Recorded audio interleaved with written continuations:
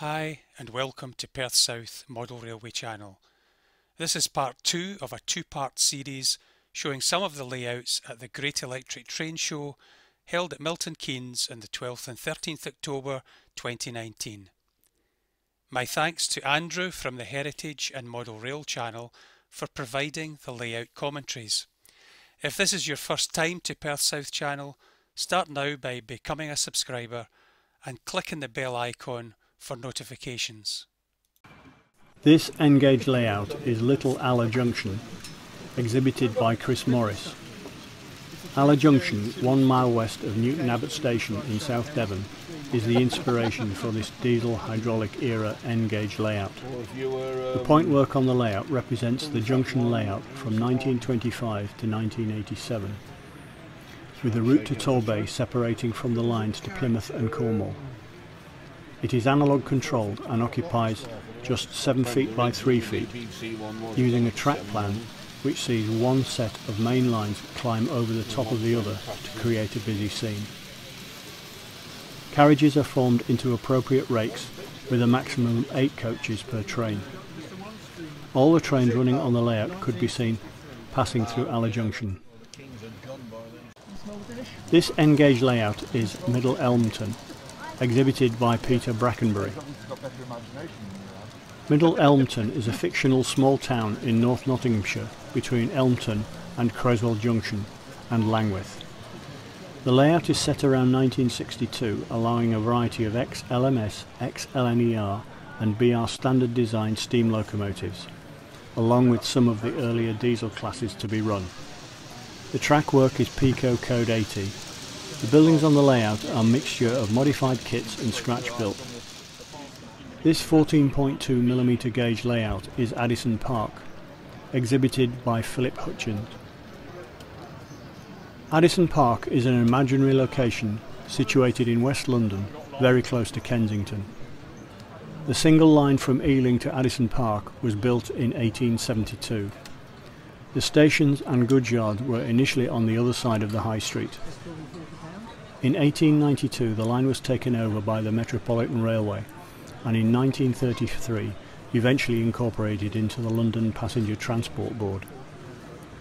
It was included in the 1936 modernisation plans, becoming the termini of both the new electric district line from Hounslow and the Piccadilly line from South Harrow. The station was incorporated into a larger collaborative project between LPTB. The site developers and designers worked to the patterns of Charles Holden and based the station on a similar project at Park Royal. The original line was electrified and incorporated into the new terminus. The model depicts London transport in the 1950s, when trolleybuses were still operating along the High Street. However, in the bus garage on the opposite end of the layout, London's Bus of the Future RMI has just arrived and is being checked over by drivers. The trains are a variety of surface and tube stock from this period. The model is built to 3mm scale, 14.2mm gauge, and although most of it has been scratch built, many products from the 3mm Society's vast range have been used, including all the track.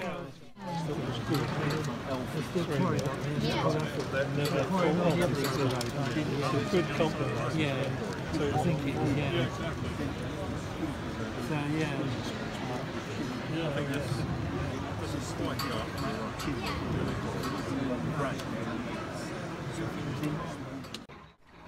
This 00 gauge layout is Smallwood, exhibited by the Redditch Model Railway Club. It is 1976, a year best remembered for the long hot summer. On television we have the delights of When the Boat Comes In, and Noel Edmonds' multicoloured swap shop has just started on Saturday mornings.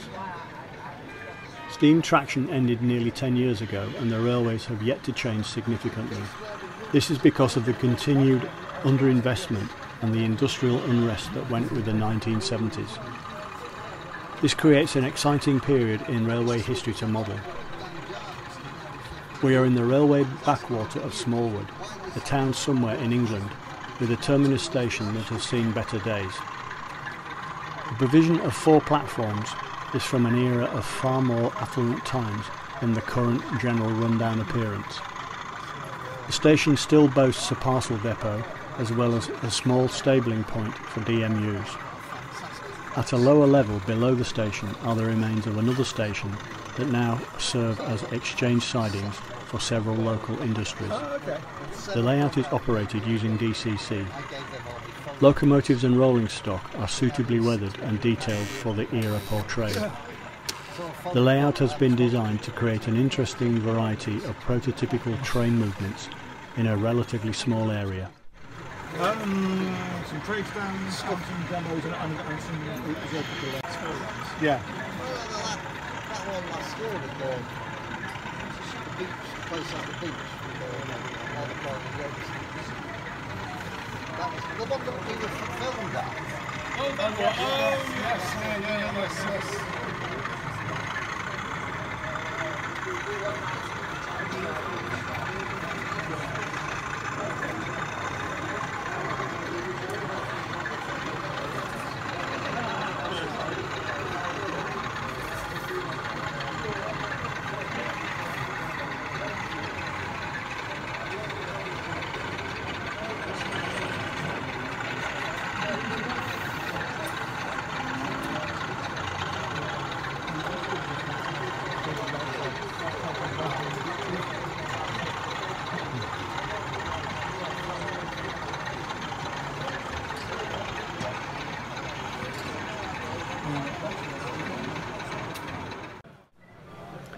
This EM gauge layout is Wainthrop Bridge, exhibited by Simon Howard.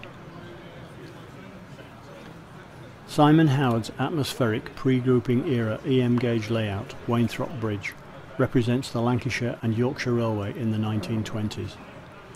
It features a terminus station and goods yard with a backdrop of stone-built mills and warehouses. All the stock is kit-built to suit the era, with a storage yard at one end feeding the terminus station with a selection of trains. Control is analogue throughout.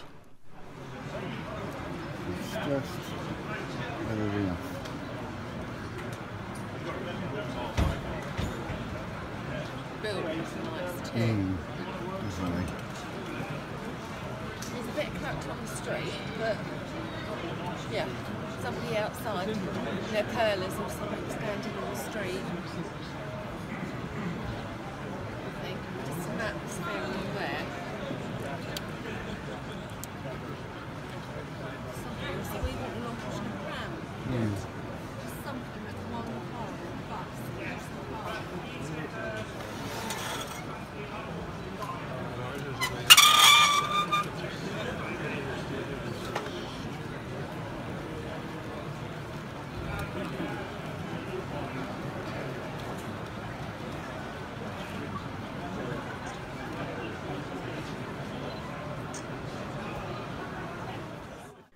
This 00 gauge layout is B Road, exhibited by Gerard Pearson. B Road represents a fictitious West Midlands, London Midland region terminus set in the early 1960s. Occasionally a sequence set either 5 years earlier or later is presented. The layout is operated to a timetable that involves passenger and goods traffic in day and night time. Trains come in and out, and shunting of the coal yard and goods depot takes place in between. The track is PICO code 100 and the points are operated by wire rods and point motors. The signals, all colour light, are operational. Conventional analogue transformers and controllers provide movement. The stock is a mixture of modified ready to run, plus kits and some carriages with Comet sides. In most cases, the buildings and the bridge top are scratch built with plasticard.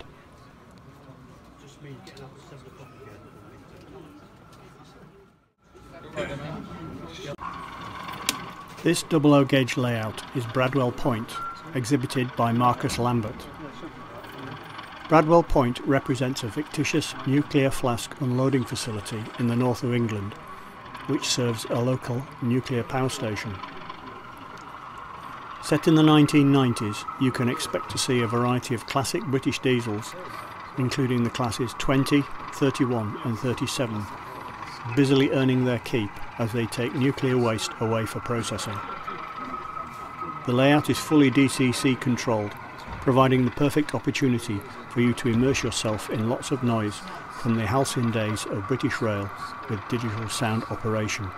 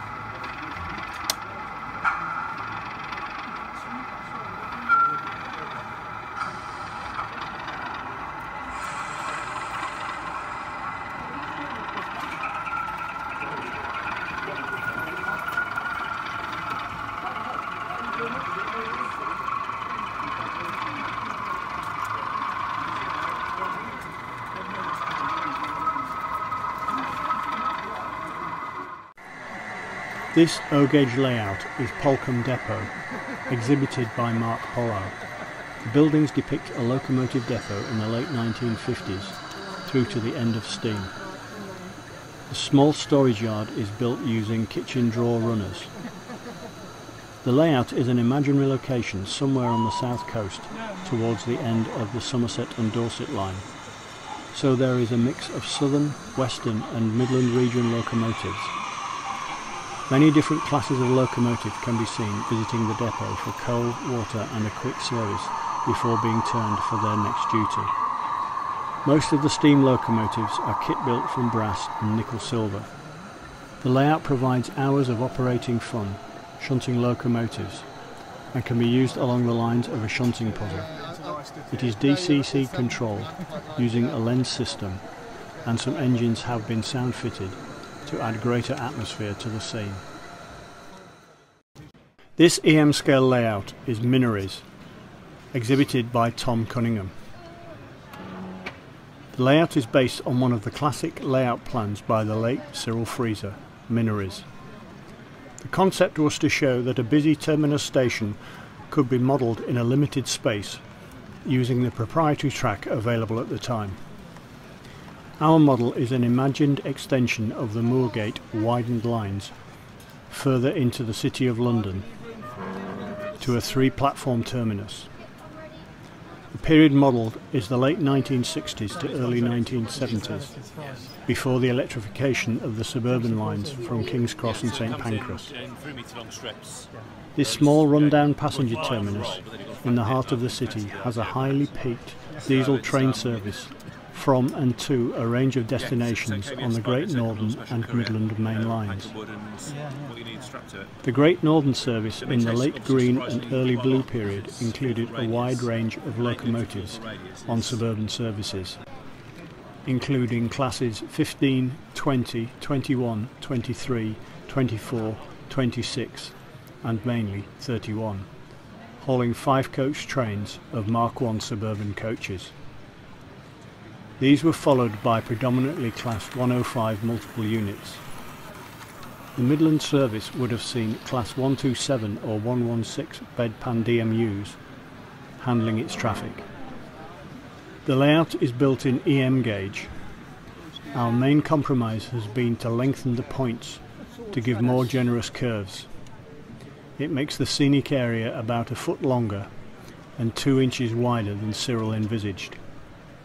The rolling stock is generally ready to run, although most of it has been heavily modified and detailed. Craven's DMUs are from DC kits. Midland DMUs are cut and shut Lima, and some of the more unusual coaches are Comet or Bill Bedford kits.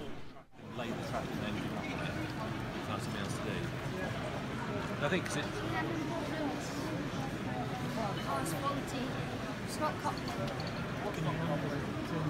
yeah, so it's going to Brighton in 2 weeks' time. It's just a terminus. So I mean, it's obviously all progressive terminus now, but